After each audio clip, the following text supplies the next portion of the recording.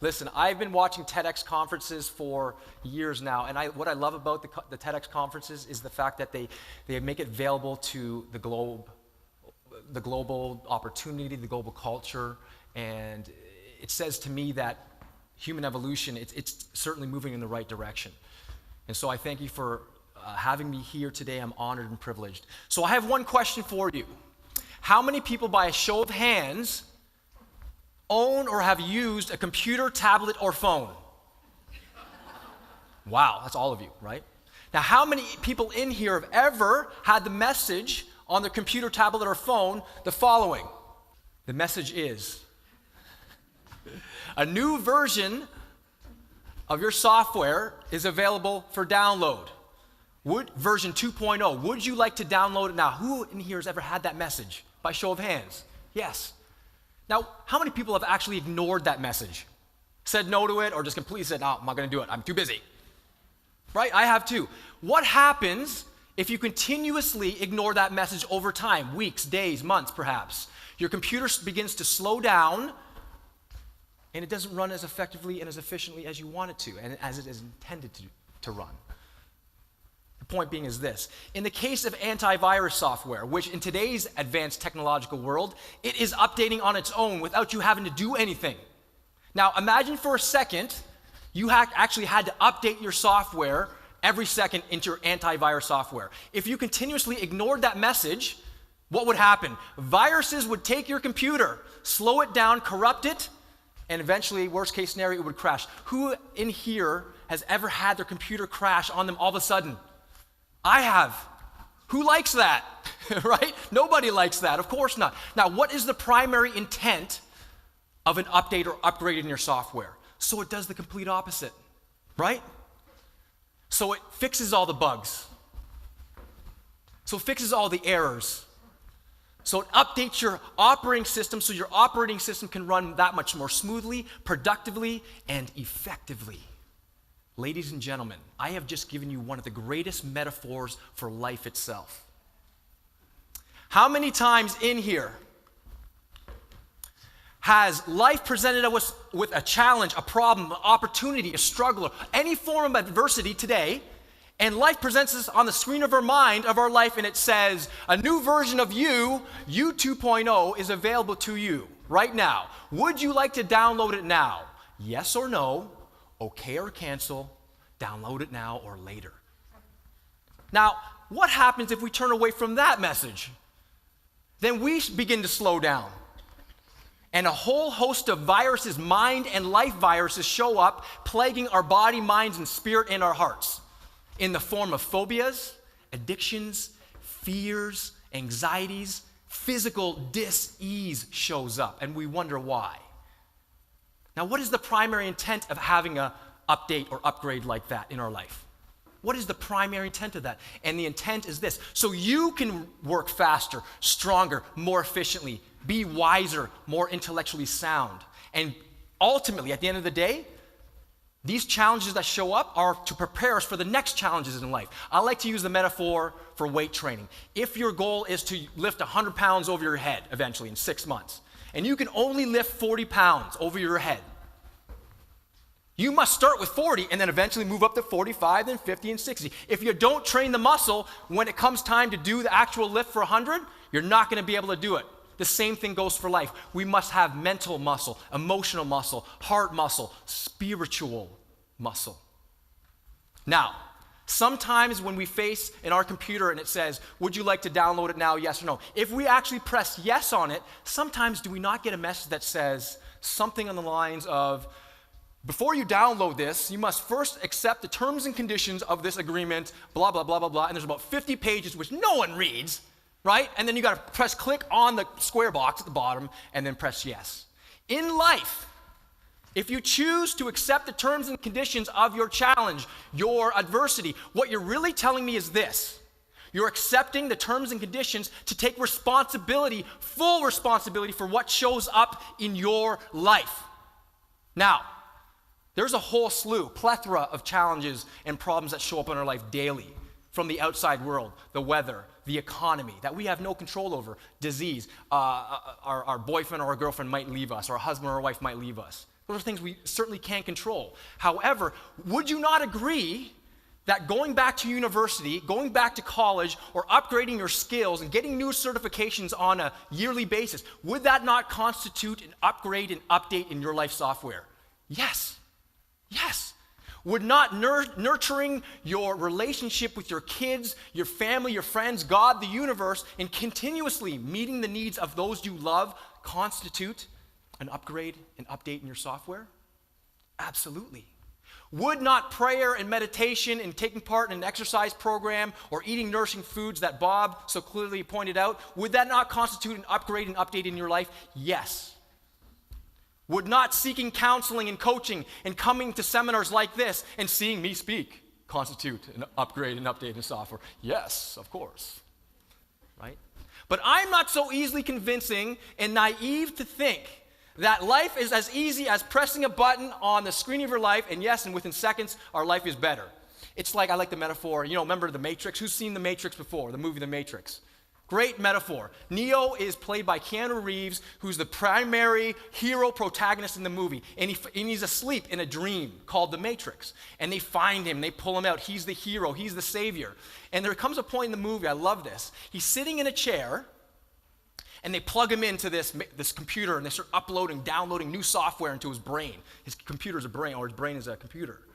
And as the guy's shuffling through the disks, he's skipping the loading program, training program, all these things. He goes right to combat training. And as he sticks it in, Neo looks at him and goes, "I'm going to learn jujitsu?" And the guy goes, in 2 seconds, he's a jujitsu master, and he can chop his way through life, and everything's all fine. And within hours, he's mastered every single martial arts discipline known to man within hours. And later on in the movie, his girlfriend is standing on top of a building. And she calls the guy up and says, "I need to learn to fly this particular model of a helicopter. Could you do that?" The guy puts the disc in, she can learn how to fly a helicopter. No problem. Now, as much as there's some differences between the metaphors I've used in computers and our life, there are some similarities. And let me point this out. We may not be able to fly a helicopter or learn martial arts in seconds or minutes, but we can do it over a lifetime, in 10 hours, 10 weeks, 10 months, if we just consciously choose to face what's in front of us.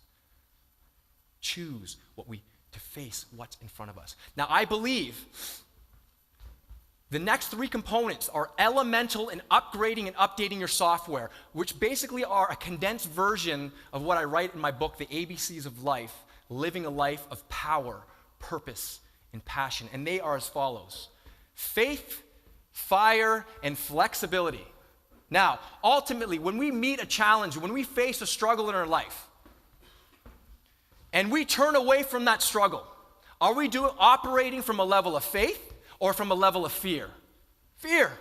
Now, let's define fear for a second. We may have all heard that acronym of fear, right? False evidence appearing real. That's nice. Right? I like the more pragmatic, simplistic version. Forget everything and run, right? Just run as fast as you can. Turn away and run. Everything's going to get better. But in the simplest terms, in the simplest definitions possible, fear is simply this, and listen clearly. Fear is trusting that the worst, the bad, the wrong, the ugly will happen regardless of any physical evidence to suggest that it will. So, let's say you fear getting in a car accident, or you fear losing your job. What you're really telling me is this: you're trusting that those things are going to happen regardless of any physical evidence to suggest that it will. You might actually be sitting in your bed fearing these things, and because you're fearing and focusing on it, you're feeling it. What is faith? Faith, listen clearly, I love this definition. Focused awareness and trusting harmony. But at its base, let's define it more clearly and more effectively.